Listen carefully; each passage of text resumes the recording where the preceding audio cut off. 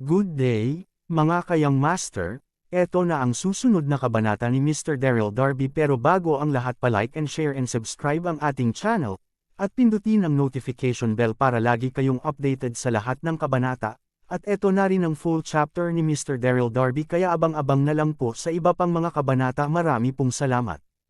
Ang asawa kong tinitingala ng lahat, Kabanata 3151. Ang natitirang 7 santo lahat ay nakakagat sa kanilang mga labi, pinapanood si Zian na itinapon sa tansong kaldero, halos kumagat at dumudugo. Walang kahihiyang kontrabida, sa wakas, si Wang Xiang, ang pinakamatigas na pagkatao, ay hindi mapigilan, nakatitig ng gusto kay Donahue. Pinatay mo muna si Langson, at ngayon nais mong pagsamahin ang aming lakas, makakakuha ka ng parusa. Nagpupumiglas si Wang Xiang habang sumisigaw. Ang mga kapatid na babae ng Siyam na Langit ay matindi ang pagmamahal, at ngayon nakikita si Zian na itatapon sa tansong kaldero, halos gumuho si Wang Xiang. Sa parehong oras, ang iba pang mga banal ay uminom din ng banayad. Hayaan mo si Zian, kontrabida ka, bitawan mo siya, hehe. Narinig ang galit ng mga santo ng Wang Xiang, hindi nagpanik si Donahue, ngunit may bakas ng kalupitan na lumitaw sa kanyang mukha. Ano ang isisigaw na huhulog ito sa aking kamay, ito ang iyong kapalaran. Kapag pinagsama ko ang kanyang kapangyarihan, ikaw na ang susunod. Sa pamamagitan nito, itatapon na ni Donahue si Zian sa tanso ng kaldero. Sa sandaling ito, ipinikit ni Zian ang kanyang mga mata sa kawalan ng pag-asa, luha ay hindi maaring tumigil sa pag-agos pababa at sinabi, mga ate, paalam na po. Tumigil ka, sa kritikal na sandaling ito, isang dagandong lamang ang naririnig, sinundan ng isang figura, na tumatalon sa tuktok, ang ahit na mukha ay puno ng galit, ang kanyang mga mata ay parang kuryente, si Daryl. Daryl, ang pagkakita kay Daryl, maging si Zian o Wang Xiang, ay isang sorpresa. Ang mga mag-aaral ni Donahue ay lalo pang nagkontrata, nakatitig ng mabuti kay Daryl, kumikislap ng sobrang kinakabahan at galit. Baliw, paano niya nalaman na siya ay nasa tuktok sa Kunlun? Di nagtagal, nag-react si Donahue, tumingin sa paligid ni Daryl, ngumisi at sinabi. Okay, nahahanap mo ang lugar na ito, ikaw lang, oo, ako lang. Malamig na sinabi ni Daryl, nang sabihin niya ito, mukhang malamig si Daryl, ngunit medyo hindi siya mapalagay. Kasabay nito, hindi rin namalayang tumingin sa likuran ni Donahue. Nakita ko na ang dalawang payat na figura ay tahimik na papalapit sa mga pantas ng Wang Xiang. Ito ay sina Bingyao at Mia Ouyang, oo, nang umakyat siya sa tuktok ngayon lamang, handa na si Daryl na akitin ang atensyon ni Donahue, at pagkatapos ay tinanong sina Bingyao at Mia Ouyang na maghanap ng pagkakataong mailabas ng tahimik ang 8 santo. Kung tutuusin, masyadong malakas si Donahue, kung makipaglaban siya ng husto, hindi lamang siya magkakaroon ng pagkakataong manalo, aksidenteng masaktan din niya ang 8 santo. Hahaha, narinig ang sagot ni Daryl, hindi mapigilan ni Donahue na tumawa hanggang sa langit. Ang tawa ay puno ng panunuya. Daryl Darby, Daryl, minsan talagang hinahangaan kita, maraming mga bagay na magagawa ko huwag gawin. Dahil dito, nais kong maging matapang, nang wala yun si Laura na nakikipagtulungan sa iyo, paano ka makitungo? Tinaas ni Daryl ang sulok ng kanyang bibig at gaanong sinabi, babangon ako ng mag-isa nang wala kumpletong katiyakan. Sabihin sa iyo, si Laura ay nakitungo sa kaguluhan. Ang kapangyarihan ng Yin Bid ay naipasa sa akin, at pinagsama ko ang lakas ng Yang Bid at ang Yin Bid. Kung hindi ka naniniwala, maaari mo subukan ito, tulad ng sinabi niya, mahigpit na kinuyam ni Daryl ang kanyang kamao, puno ng pawis ang kanyang mga palad.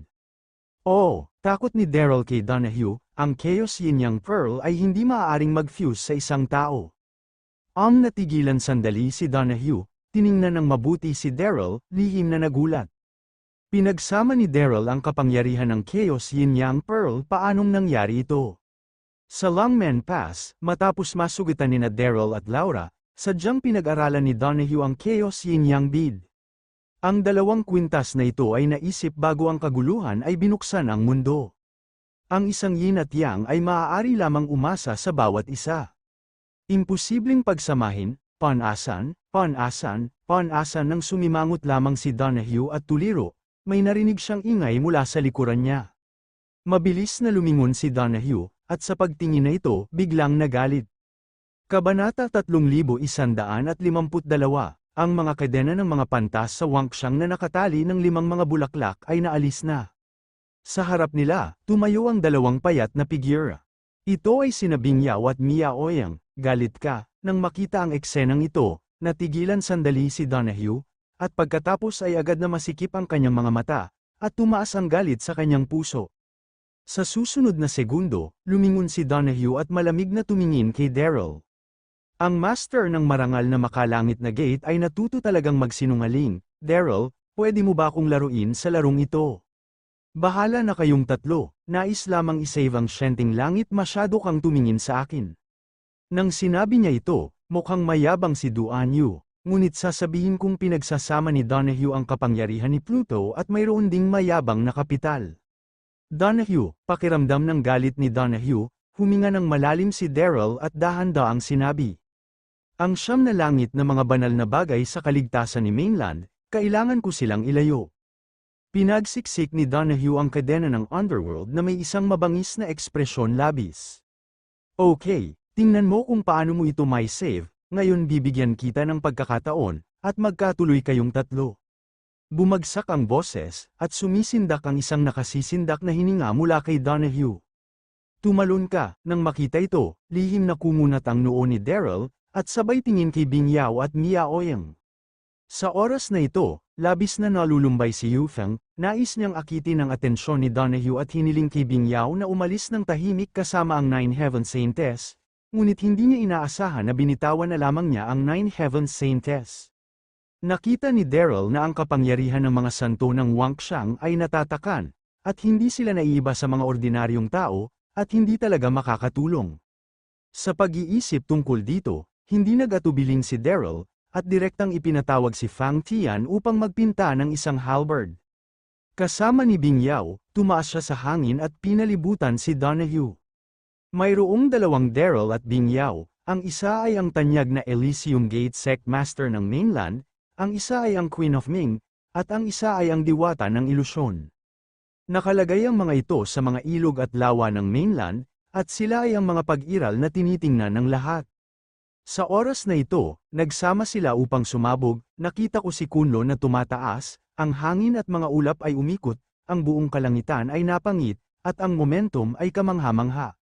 Sa parehong oras, hindi nakalimutan ni Daryl na sumigaw sa mga pantas ng Wangxiang mabilis, umalis, hahadlangan namin siya.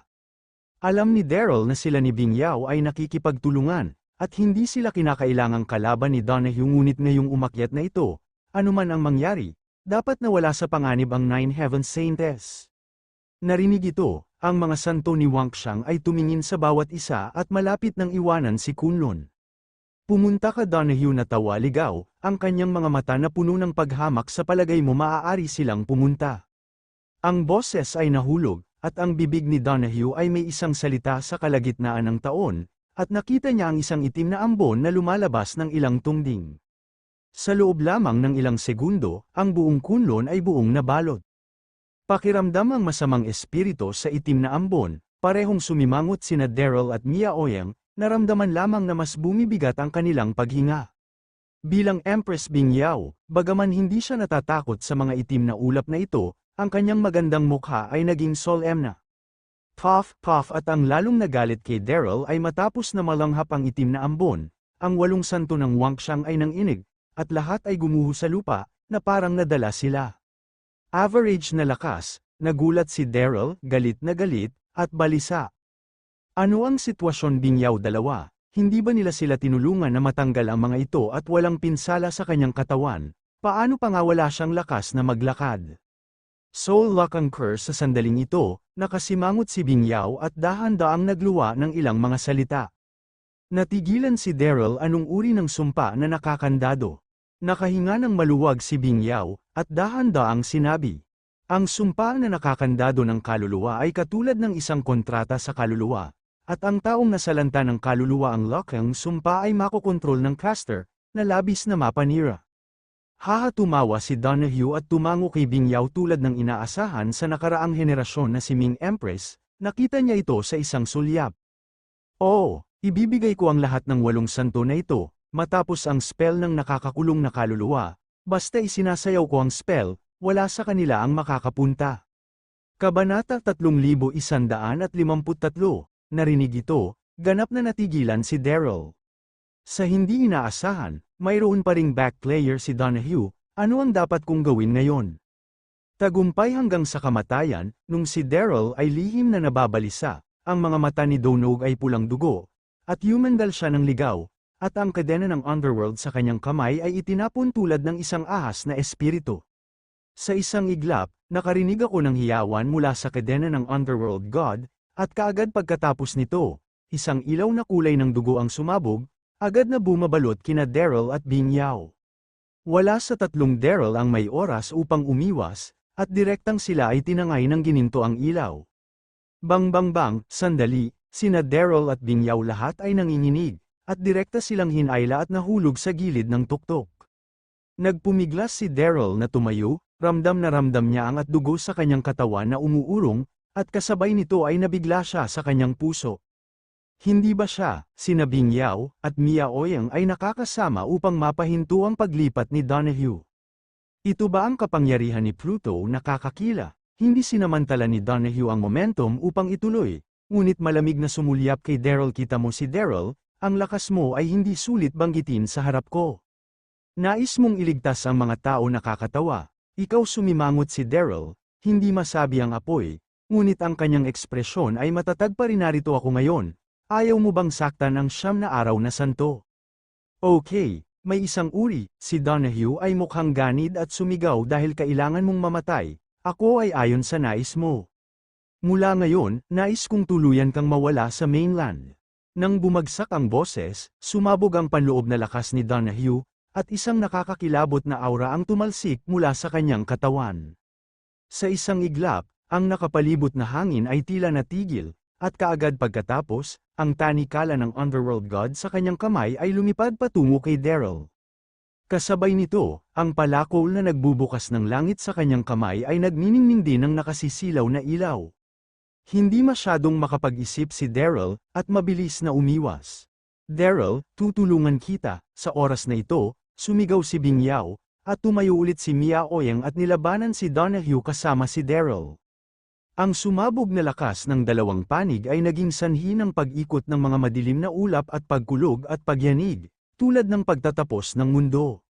Gayunpaman, makalipas ang ilang minuto, ang tatlong ay hindi nagawang masupil si Donahue, ngunit pinigilan ni Donahue. At si Donahue ay nagpatuloy sa pag-chant ng spell habang nakikipaglaban kay Daryl ng matindi.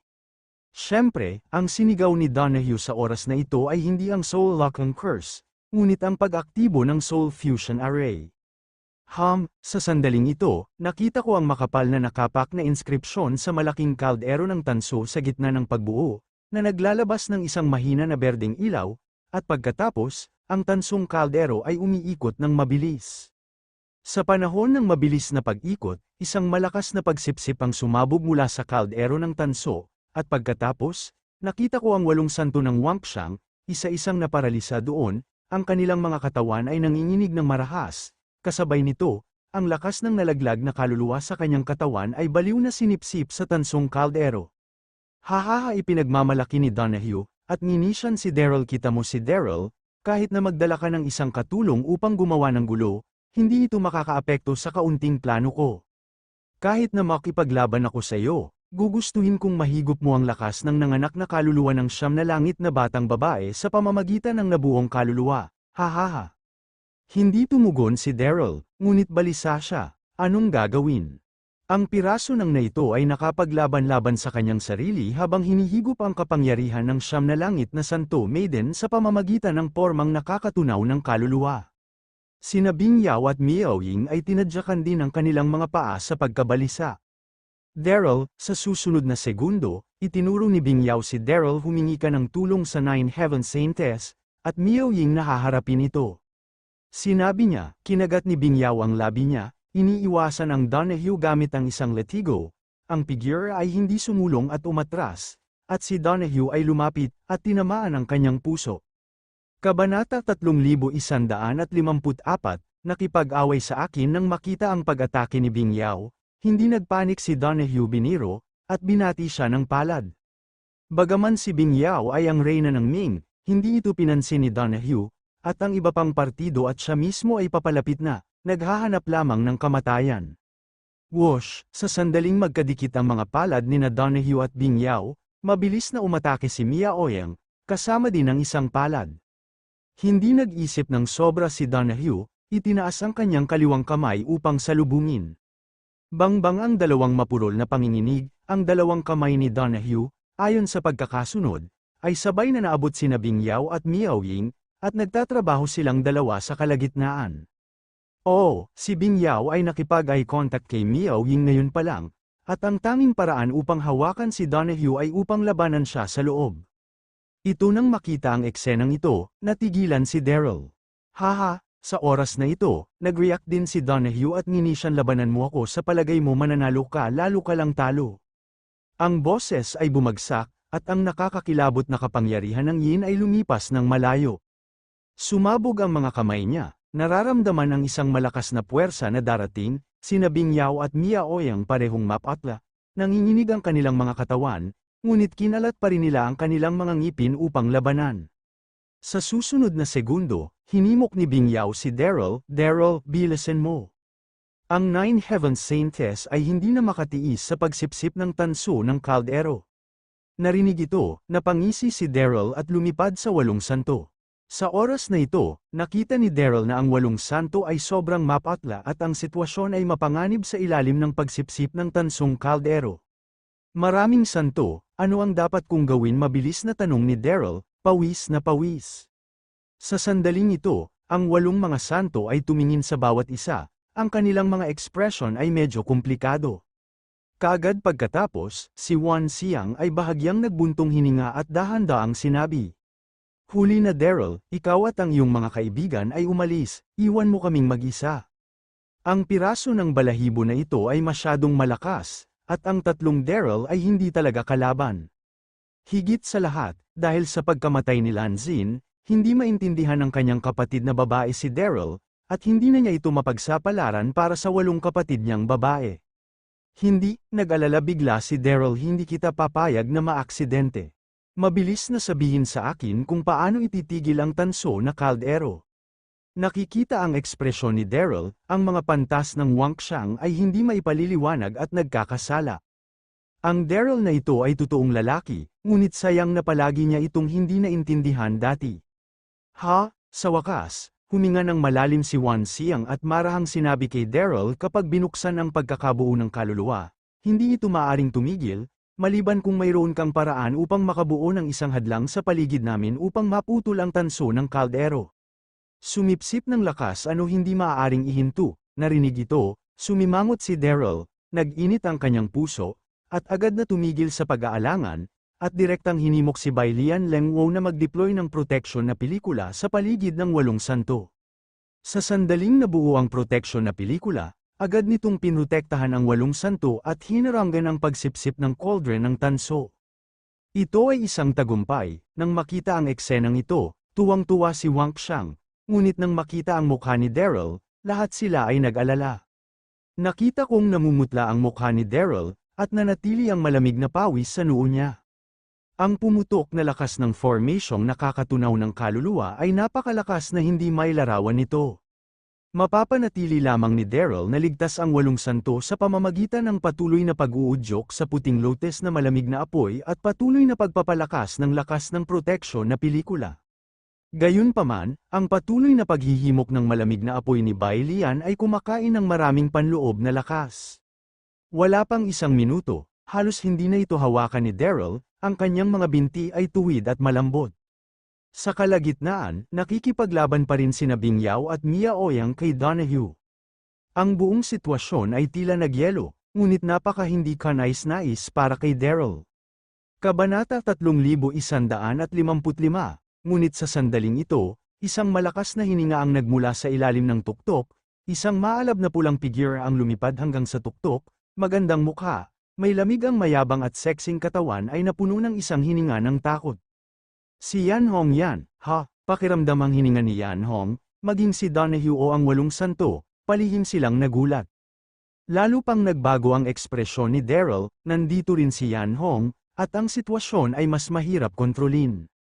Sa pag-iisip tungkol dito, sumigaw si Daryl kay Yan Hong, bilasan mo, tulungan mo akong makitungo kay Donahue. Haha, narinig ito, kumulo ang kanto ng bibig ni Yan Hong, na inilantad ang isang walang malasakit ng ngiti. Daryl, bakit kita tutulungan? Pinatay ko si Long Yao Tian para sa iyo dati, ngunit sinisi mo ako sa kabilang banda, at kailangan mong gumuhit ng isang linya sa akin. Tumagal ito ng mas mababa sa 2 araw, at hayaan mo akong tulungan. Kailan nagbago ka, may sasabihin ka ba? Si Daryl ay napahiya, at pagkatapos ay pinisil ang isang ngiti, at sinabi na may ginhawa. Yan Hong, nagkamali ako noon, hindi kita dapat masisisi, ako humingi ng paumanhin sa iyo ngayon. Ang Saintess of the Nine Heavens ay tungkol sa kaligtasan ng mainland, dapat walang aksidente, at ikaw at si Mia Oyang ay may parehong ugat, gusto mo bang panuorin siyang may aksidente? Sinabi ito, ang mga mata ni Daryl ay puno ng pag-asa, at hindi ito mapigilan ng kanyang katawan. Oh, patuloy na hinihimok ang Bailian Lengwo na tulungan ang 8 santo na labanan ang lakas ng pagkabuo ng kaluluwa, ang panloob na lakas ni Daryl ay halos maubos, halos hindi na makatiis. Sa totoo lang, humihingi ng tawad kay Yan Hong, nag-atubili si Daryl. Ngunit walang paraan, lalo nang nagiging mapanganib ang sitwasyon. Kung ang Yan Hong ay hindi tumulong sa kanyang sarili, hindi lamang ang 8 santo ang hindi makakaligtas, kundi pati na rin ang kanyang sarili at si Bing Yao ay hindi makatakas sa kamatayan. Gayunpaman, ang mukha ni Yan Hong ay malamig at hindi talaga gumalaw. Si Daryl ay buong balisa, halos umiiyak. Yan Hong, nakikiusap ako sa iyo. Narinig ito, huminga ng maluwag si Yan Hong at tumango. Sa susunod na segundo, nag-flash ang macelan na katawan ni Yan Hong, at agad na lumapit sa likuran ni Donahue. Sa oras na ito, nakikipaglaban pa rin si Donahue sa panloob na lakas kasama sina Bing Yao at Miao Ying, at kulang ang kanyang clone. Nararamdaman ang panganib na papalapit sa likuran niya, laking gulat ni Donahue at nagmamadaling sinabi. Hoy, huwag makinig kay Daryl, anong mga pakinabang ang makukuha mo para sa kanya? Iba ako. Ako ang aswang na hari, at tatawagin ako sa lalong madaling panahon. Ang pinuno ng mainland, hindi ito kasing ganda ng pagsasama mo sa akin. Hanggat tutulungan mo ako na isama ang kapangyarihan ng Nine Heaven Saintess, hindi kita gagamot ng masama. Swish. Narinig ito, pamitik ang mga mata ni Yan Hong, at huminto siya kaagad. Mabuti ang tunog.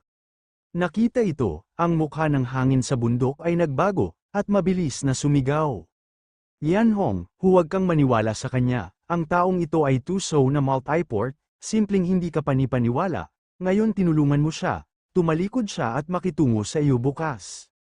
Sabi ng mga at sa oras na yun, balisa si Daryl, at hindi inaasahan na gagamitin ni Donahue ang kanyang kita upang akitin si Yan Hong. Sa parehong oras, sina Bing Yao, Mia Oyang, at ang 8 santo ay nakatitig din kay Yan Hong. Alam mo, ang 2 panig ay nakalock sa ngayon, at ang tanging bagay na maaaring makasira sa sitwasyong ito ay ang Yan Hong. Ilang sandali, lumulutang doon si Yan Hong, kumunat ang mga kilay, at parang kumaway ang puso. Sa wakas, nakahinga ng maluwag si Yan Hong, at tinignan si Donahue. Narinig ko na hindi mo lamang isinama ang kapangyarihan ng 9 na araw na santo, ngunit nilamon mo rin ang lakas ng nakaraang Hades. Natigilan si Donahue, at hindi naintindihan sandali. Ang kahulugan ng Yan Hong, sa sandaling ito, nagpatuloy si Yan Hong. Kaya, maaari ko ring lunukin ang iyong lakas, tama ba? Yes, that's true. Nang bumagsak ang boses, sumabog ang lakas ni Yan Hong, at tinaas ang kamay ng Jade, at bigla itong napahawak sa ulo ni Donahue. Si Yan Hong ay masama sa likas na katangian, ang mga salita ni Donahue ay talagang naging interesado siya. Ngunit hindi niya inaasahan na makipagtulungan kay Donahue, ngunit nais itong palitan. Kabanata 3156, ano nang makita ang eksenang ito, hindi mahalaga na sina Donahue o Daryl, lahat sila ay nabigla. Si Donahue sa partikular, ay natakot at nagpanik, naghahanap ka ng kamatayan. Ako si Pluto. Sa oras na ito, hindi inaasahan ni Donahue na magtapon ng isang sanga ng oliba patungo kay Yan Hong. Hindi ginawa ni Yan Hong manalo, ngunit sa halip ay nagdulot ng isang nakamamatay na sakuna. Pagkatapos ng pag-alulong, nais ni Donahue na tumalikod at labanan laban kay Yan Hong. Gayunpaman, ang dalawang bingyaw na nasa harap niya ay nakikipaglaban sa kanya, at hindi maalis ni Donahue ang kanyang kamay ng mabilis. Tumalon ka, sa isang iglap, sa paglunok ni Yan Hong, naramdaman lamang ni Donahue na makatakas ang lakas sa kanyang katawan. Ang momentum na orihinal na hinamak ang mundo ay nawala ng walang bakas, at ang buong tao ay labis ding mahina. Ang lalong nakakatakot kay Donahue ay ang kanyang sariling kaluluwa na tila lumabas din sa katawan. Ang katawang ito ay inilaan upang maiuna si Florian. Sa oras na ito, nilamon ni Yan Hong ang kanyang buong lakas ng katawan, at ang kaluluwa ay unti-unting nawala ng kontrol sa katawan. Sa patuloy na paglunok, patuloy na tumaas ang lakas ni Yan Hong, na naging sanhi ng labis na pagbaluktot at kakilakilabot na hangin sa paligid. Nang makita ang eksenang ito, maging si Daryl o Bingyao, lahat sila ay hindi maipaliwanag na gulat. Sa parehong oras, si Bingyao at Miaoying ay mabilis ding bumalik kay Daryl upang tulungan siyang labanan ang lakas ng pormang nakakatunaw ng kaluluwa. Bingyao, sa oras na ito, binibigyang pansin ni Daryl ang paggalaw ni Yan Hong sa himpapawid, at sabik na sabik na sabik. Magmadali ka at maghanap ng paraan upang mapahinto ang nakakalunaw na kalagayan. Si Bingyao ay dating reyna ng mundo, at siguradong alam ang daan. Binuka ni Bingyao ang kanyang bibig at magsasalita na sana, ngunit ginambala siya ni Yan Hong ng isang pangutya. Huwag mag-abala, si Yan Hong sa oras na ito ay ganap na isinama ang lakas ni Donahue, ang kanyang maesla na katawan ay nag-flash, naabot niya ang katawan ni Daryl, ang kanyang malamig na mukha ay labis na mayabang. Ang tingin ni Yan Hong ay nagbigay kay Daryl ng isang masamang pangunahin, at malamig niyang sinabi, Yan Hong, anong gagawin mo? Tulad ng sinabi niya, walang malay na tumingin si Daryl kay Donahue na nahulog mula sa kalangitan, malamig at pawis. Nakita ko na si Donahue sa oras na ito ay may isang bag na lamang sa balat. Hindi lamang isinama ni Yan Hong ang kapangyarihan ni Donahue, ngunit nilamon din niya ang kanyang kaluluwa. Sa pagsasalita tungkol dito, bagaman ang Yan Hong ay makapangyarihan, mahirap lunukin ang kapangyarihan at kaluluwa ni Donahue. Gayunpaman, sina Donahue at Bingyao, at Miaoying ay gumamit ng maraming panloob na lakas dati, kaya sinamantala ito ni Yan Hong. Ang Donahue na ito ay nag-deploy ng pormulyong nakakakatunaw ng kaluluwa. Hindi ito masasayang, malamig na sinabi ni Yan Hong, saka itinaas ang kanyang kamay na jade at dinakip ito diretso sa pinakamalapit na Wangxiang. Oo, nilamon ni Yan Hong ang kapangyarihan ni Donahue at naramdaman na hindi ito sapat. Sa oras na ito, kailangan niyang isama ang kapangyarihan ng Nine Heaven Saint. Ikaw galit na galit si Daryl at pipigilan na sana siya, ngunit sobra na ang lakas ng panloob na ginamit niya dati, at wala siyang lakas. Sina Bingyao at Miaoying ay nagbago rin ang kanilang mga ekspresyon, at sa parehong oras ay sumugod sila upang pigilan sila, ngunit si Yan Hong ay masyadong mabilis upang magkaroon ng oras.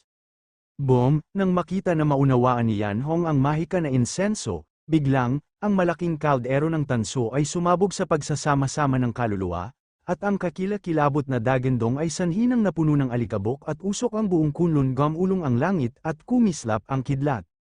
Malinaw na nilamon ni Yan Hong ang kapangyarihan ni Donahue, na naging sanhi ng pagkasira ng pormang nakakatunaw ng kaluluwa, at sa wakas ay sumabog ang tansong kaldero. Boom boom boom, kasabay ng mga pagsabog ng dagendong, ang buong Kunlun ay sumilip at marahas na umiling. Pagkatapos, isang malaking itim na vortex ang lumitaw sa madilim na ulap na langit. Nang makita ang eksenang ito, kahit na si Daryl o Yan Hong, natigilan silang lahat. At ang mga santo ng Wangxiang ay may solemna na mga ekspresyon, at ang kanilang mga mata ay sumili sa hindi maipaliwanag na gulat. Kabanata 3157,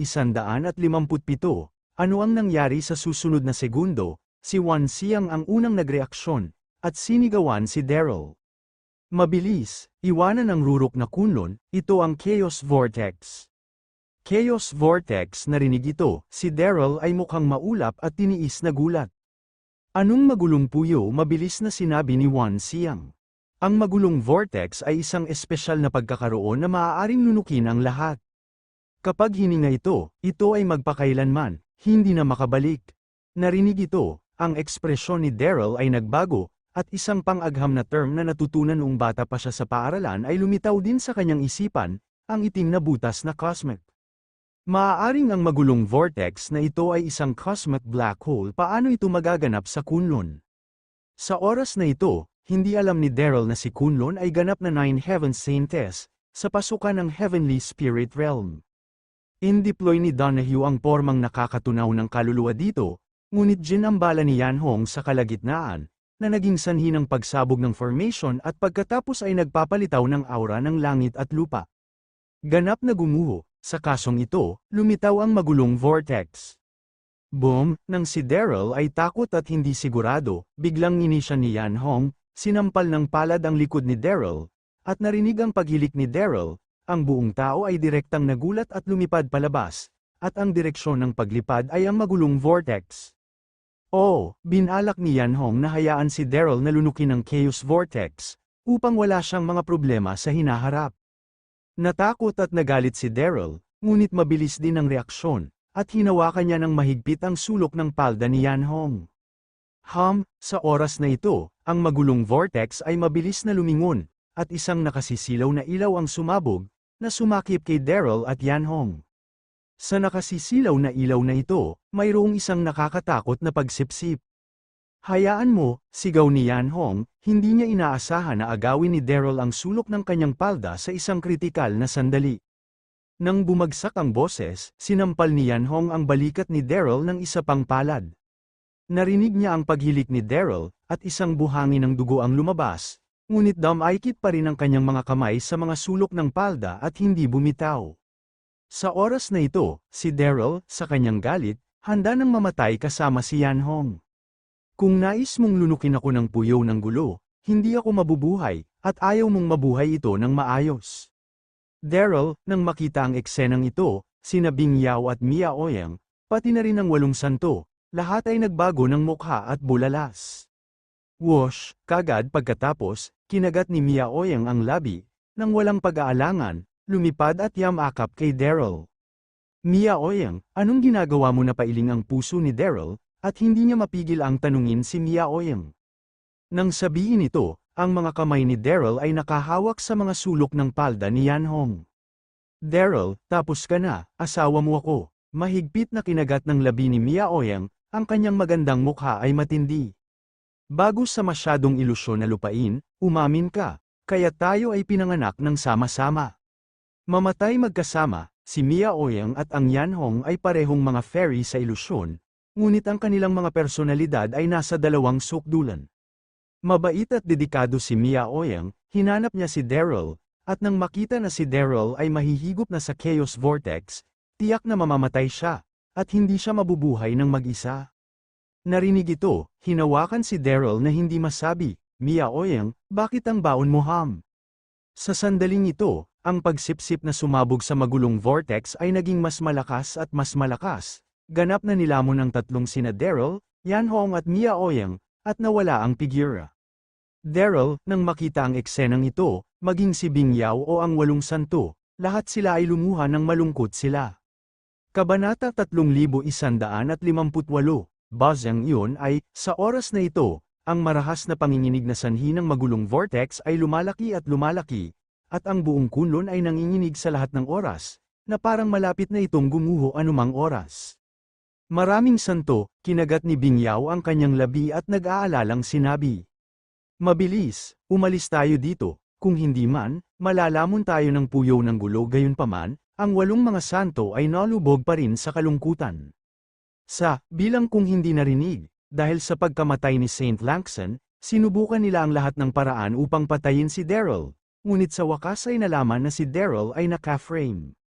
Dahil dito, ang 8 santo ay laging nagkasala ng pagkakasala, at ngayon, si Daryl ay nilamon ng magulong vortex upang may save ang kanyang sarili, paano siya hindi malungkot? Nang makita ang eksenang ito, hindi rin komportable din si Bing Yao, ngunit mabilis pa rin siyang lumakad at lumipad sa tuktok kasama ang 8 santo. Boom, sa sandaling ito, ang lakas ng chaos vortex ay ganap na sumabog, at narinig ko ang isang dumadagundong na lupa, at ang buong Kunlun ay bumagsak na may biglaang pagbagsak. Sa isang panahon, mayroong isang lumilipad na buhangin at mga bato sa pagitan ng mundo, na parang ang katapusan ng mundo. Ang mga dinamakan na sumabog sa Kunlun ay mas nakakatakot kaysa sa mga sanhi ng pagbubukas ng Heavenly Axe 10 taon na ang nakalilipas. Sa isang panahon, ang buong mainland ay kinilig. Sa sandaling ito, South Continent, Longman Pass. Ang mga Panginoon ng iba't ibang mga sekta ay tumayo isa sa mahabang gusali isa-isa, nakatingin sa direksyon ng Kunlun, na patulala. Ngayon pa lang, tinatalakay pa rin ng mga pangunahing sekta kung paano pinamunuan muli ni Donahue ang hukbo ng kamatayan at kung paano ito labanan. Gayunpaman, sa kalagitnaan ng talakayan, biglang yumanig ang mga bundok at lahat ay nalilito. Pagkatapos ay lumabas ang lahat upang manood, at nakita nila ang tuktok na direksyon ni Kunlun, isang itim na kaguluhan na sumasaklaw sa mundo. Mukhang si Kunlun ang nangungunang pwesto, nang natigilan ang lahat. Hindi nila alam kung sino ang sumigaw. Pwede bang ang sitwasyong ipinadala ni Daryl noon ay totoo? Si Donahue talaga ang nangungunang pwesto sa Kunlun. Wow! Nang bumagsak ang boses, lahat ng tao sa paligid ay biglang nag-ulo. Mukhang tama napakalaking kilusan. Ano ang nangyari magmadali kay Kunlun upang magkaroon ng isang mahusay na hitsura? Sa pagkabigla, ang mga masters ng pangunahing mga sekta ay lumipat sa Kunlun. Sumugod sa tuktok na direksyon, sa kabilang panig, sina Chester, Dax, Yvette ay nakikipaglaban sa hukbo ng kamatayan, hawak ang jack, at bigla, nadama nila na ang lupa sa ilalim ng kanilang mga paa ay biglang umiling, at kaagad pagkatapos ng Kunlun Peak sa harap nila, mayroon ding dagandong ng kalangitan at lupa kagulo. Ano ang sitwasyon sa pinangyarihan sa harap nila? Lahat ay nagulat. Pagkatapos, nakita nila ang nakapalibot na hukbo ng kamatayan, isa-isang nahulog sa lupa, na nagiging tambak na buto. Boom, nang magulat ang lahat, nakarinig sila ng isang marahas na dagandong, at ang buong Kunlun ay direktang nawasak. Sa maikling panahon, malaki at maliit na mga rubble ay bumagsak ng labis, na nakakagulat. Sa sandaling ito, lahat ay ganap na bobo, isa-isang nakatayo doon, na bigla. Mabilis na lumayo sa daan, hindi nagtagal, nanguna si Chester at hindi mapigil ang sumigaw. Saka lamang nag-react ang lahat at sunod-sunod na umiwas patungo sa distansya. Nang makarating sila sa isang ligtas na lugar, lahat ay tumingin sa likod at nakita na ang buong Kunlun ay ganap na gumuho, at ang mundo ay puno ng alikabok at usok, tulad ng pagtatapos ng mundo. Ilang sandali, lahat ay mayroong masamang pakiramdam. Si Kunlun ay labis na gumuho, na siya ang hangin sa bundok ay hinagupit. Sa puntong ito, nakikita mo sa gitna ng kamakalabog na ulap ng alikabok, ang ilang pigyera ay mabilis na sumugod. Kabanata 3159, Daryl ngumiti si Yvette, iniisip na lumabas si Daryl, at nagmamadaling sumigaw, ngunit pipi siya nang makita niya ng malinaw ang bisita. Mula sa alikabok at usok, si Bing Yao at ang 8 santo, at wala si Daryl. Sa sandaling ito, nang makita si Bing Yao at ang 8 santo, si Chester at iba pa ay natigilan din. Di nagtagal, nag-react si Chester, nagmadali, at tinanong si Bing Yao nasaan si Daryl ha. Nang bumagsak ang boses, ang nakapaligid na Dax at ang iba pa ay tiningnan din si Bing Yao, hinihintay ang kanyang sagot. Nagbuntong hininga si Bing Yao, ang kanyang magandang mukha ay puno ng pagiging komplikado. Si Daryl ay sinipsip sa Chaos Vortex, natatakot ako. Pagkatapos ng isang pagpos, yumuko si Bing Yao, natakot ako na hindi ako bumalik. Sa oras na ito, sobrang hindi komportable ang naramdaman ni Bing Yao. Nang ilabas siya ni Daryl mula sa Ding of Hades, lihim na nanumpa si Bing Yao na makakahanap siya ng pagkakataong mabayaran si Daryl. Ano nang mahulog ang mga salita, lahat ng tao sa silid ay umaalma. Si Daryl ay sinipsip sa magulong vortex lalo na si Yvette at ang mga nakapaligid na kababaihan at nanginginig ang kanilang mga katawan, tulad ng tinamaan ng kidlat. Ikaw anong sinabi mo pula ang mga mata ni Yvette, nanginginig ang boses, at tinanong niya si Bing Yao, ano ang nangyayari kay Daryl? Sa oras na ito, sinusubukan ni Yvette ang kanyang makakaya upang pigilan siya emosyon. Maniwala ka sa katotohanan ito. Napasinghap si Bing Yao at sinabing, si Daryl ay sinipsip sa Chaos Vortex. Sa oras na yun, ang sitwasyon ay masyadong komplikado at wala akong oras upang iligtas. Gayunpaman, namatay na si Donahue at walang banta kay mainland. Lahat ito ay dahil kay Daryl, isang bayani ni Gyusho, nararapat sa kanya. Matapos mahulog ang mga salita si Xiao Yurua at Su Qingyan ay pawang itim sa harap nila, at halos himatayin sila sa lupa.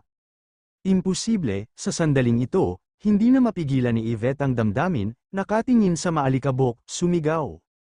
Hindi ito totoo, ang hangin sa bundok ay hindi isang bagay, hindi. Sinabi, tatakbo na sana si Yvette upang hanapin si Daryl, ngunit di nagtagal ay pinahinto siya ng mga tao sa kanyang paligid. Huwag kang pumasok o, huminahon ka, ang Chaos Vortex ay hindi nawala, at hindi ka na makakabalik kapag pumasok ka. Napahinto ng mariin si Yvette na hindi niya mapigilan ito na, sumigaw siya. Daryl, alam mo bang ikaw lang ang lalaki sa buhay ko? Ano ang dapat kong gawin kung may nangyari sa'yo? Ang ilang Xiao Yurua sa paligid ay mas masakit sa puso, luha na damaloy sa kanilang mga mukha. Sa tabi niya, si Chester at Dax ay magkatabi, nakatingin sa durog na kunlon sa harap niya. Ang kanyang mga mata ay pulang dugo at pula ng dugo, at ang kanyang puso ay lalong hindi komportable. Alam kong ito ay isang resulta, at dapat na pumunta ako sa tuktok ng kunlon kasama si Daryl dati. Si kunlon ay gumuho, at ang alikabok at usok na dulot nito ay tuluyan nang nawala sa loob ng 3 araw at gabi. Sa puntong ito, ang tuktok ng mainland ay ganap na nawala, at pagkatapos na tuluyang mawala ang alikabok at usok, sina Chester at Dax ay nasa lugar ng Kunlun Summit. Isang malaking monumentong bato na may taas na 100 metro ang itinayo, na may nakasulat na mga salita na Lord of the Heavenly Gate, Righteousness Abundant na nakasulat sa memorya ni Daryl. Sa kabilang panig, sa magulong vortex, ang napakalaking puwersa ng pagsipsip, na halos durugin ang hininga ni Daryl, sa wakas ay pinakawalan ang mga sulok ng palda ni Yan Hong. Bago tulungan ang 8 santo na labanan ang lakas ng nakakalunaw na kaluluwa, si Daryl ay halos maubos ang kanyang panloob na lakas. Sa oras na ito, sinipsip siya sa magulong puyo at hindi na niya hawak. Matapos ilabas ang Yan Hong, mabilis siyang nahimatay. Sa pagkawala ng malay, pakiramdam ni Daryl ay parang nahulog siya sa dagat, ang kanyang katawan ay magaan at pataas at pababa. Hindi ko alam kung gaano katagal ito lumipas, na parang 1 siglo, at ilang sandali pa, si Daryl ay unti-unting nagising. Damn it, ni hindi siya namatay, sa sandaling mabawi niya ang kanyang pangunawa, hindi mapigilan ni Daryl na huminga ng malalim, nagulat at natuwa. Kabanata 3160, isang pagkabigla ang dumating mula sa lahat ng dako, hindi mapigilan ni Daryl ang paghinga ng malamig na hangin. Ang lakas sa magulong vortex na yun ay napakasindak na halos mapunit siya. Oo nga pala, ayos lang ako, Mia Oyang at Yan Hong, hindi ba sila ayos? Sa pag-iisip tungkol dito, dahan-daang iminulat ni Daryl ang kanyang mga mata, tumingin sa paligid, at biglang natigilan ang kanyang buong katawan. Saan ito malinaw na nakita ni Daryl na siya ay nakahiga sa tabing dagat? Hindi kalayuan sa beach ay isang lungsod sa tabing dagat, ngunit kakaiba ang mga gusali dito. Ang mga bilog at matulis na bubong at ang mga kalye ay masigla, ngunit walang mga kotse. Ang paraan ng transportasyon na nakita ko ay isang espesyal na uri ng karwahe, dahil ang kabayo na kumukuha ng karwahe ay may mahabang sungay sa ulo nito, hindi lamang yun, ang mga tao sa kalye at ang kanilang mga damit ay ibang-iba sa nakita ni Daryl. Saan ito sa sandaling ito, si Daryl ay ganap na natigilan, at hindi pa siya nakakita ng ganoong lugar sa Gyusho Continent. Ang eksenang nasa harapan ko ay tulad ng mundo ng pantasya na nakita ko sa pelikula. Maaaring ito ay dinala ko sa isa pang puwang ng mundo sa pamamagitan ng puyo ng guluwaw. Nang natigilan lang si Daryl, nakarinig siya ng tunog ng mga yabag sa likuran niya, at nang tumingin siya sa likuran, nakita niya ang ilang mga basang lalaki na tumatakbo sa gulat. Sa likuran ng mga lalaking ito, hinabol sila ng isang pangkat ng mga sundalo. Ang mga sundalong ito, nakasuot ng mabibigat na armors, ay tinakpan ng kanilang buong mukha na may isang pares lamang ng mata na nakalantad, at mukhang nakakatawa sila. Damn slave, dare you run away, ibalik silang lahat, sumigaw ang sundalo, at mabilis na nahuli ang mga kalalakihan kasama ang kanyang mga kasama. Fuck, alipin, mayroon pa ring mga alipin sa mundong ito. Nang makita ang eksenang ito, lihim na nabigla si Daryl. May isa pa rito, sa sandaling ito, sumugod ang mga sundalong ito nang makita nila si Daryl at sumigaw. Ang damit ni Daryl ay GC, walang pagkakaiba sa mga alipin. Damn it, nagulat si Daryl, at nais niyang tumalikod at makatakas, ngunit siya ay masyadong mahina. Bago siya tumakbo ng 2 hakbang, siya ay pinindot sa lupa ng mga sundalong ito at tinali. Maraming military masters, dumaan ako, hindi alipin. Nahuli mo ang maling tao, hindi mapigilan ni Daryl na sumigaw. Sa oras na ito, si Daryl ay labis na nalulumbay, kung hindi dahil sa kanyang panloob na lakas ay naubos, ang mga sundalo sa kanyang harapan ay hindi na tumingin sa kanila. Narinig ito, maraming sundalo ang nagkatinginan at sumimangot. Anong Panginoon ng militar, huwag kang magsalita ng kalokohan, alisin mo ito. Sa panunumbat ng maraming sundalo, dinala nila si Daryl at iba pang mga alipin at lumakad patungo sa baybayin na lungsod na hindi kalayuan. Si Daryl ay biglang nag-alala at nais na magpumiglas, ngunit naramdaman niya ang lakas ng mga sundalong ito at muli siyang nadala. Sa oras na ito, malinaw na naramdaman ni Daryl na ang mga sundalong ito ay walang kaunting panloob na lakas, ngunit may kakaibang aura na tumatagos sa kanyang buong katawan, na hindi dapat maliitin. Kapag tumatawid sa kalye ng lungsod, nalaman ni Daryl na ang mga tao dito ay katulad ng mga mula sa mainland, ngunit may ilang mga pagkakaiba sa mga subtleties, at ang mga mata ay asul na asul. Di nagtagal, unti-unting naunawaan ni Daryl ang kanyang sitwasyon sa pamamagitan ng pag-uusap ng mga sundalong ito. Ang lugar kung saan matatagpuan ang Daryl ay ang mainland ng Roland, at ang lungsod na nasa tabi ng dagat na nasa harap niya ay sa pinakakanlurang punto ng mainland ng Roland, tinawag itong Port Simon, na isang medium-size na baybaying lungsod. Sa parehong oras, nalaman din ni Daryl na nagsasanay din ang mga tao dito, ngunit ang pamamaraan ng paglilinang ay ibang-iba sa mainland, walang panloob na lakas na dantian, ngunit tinawag itong sagradong lakas.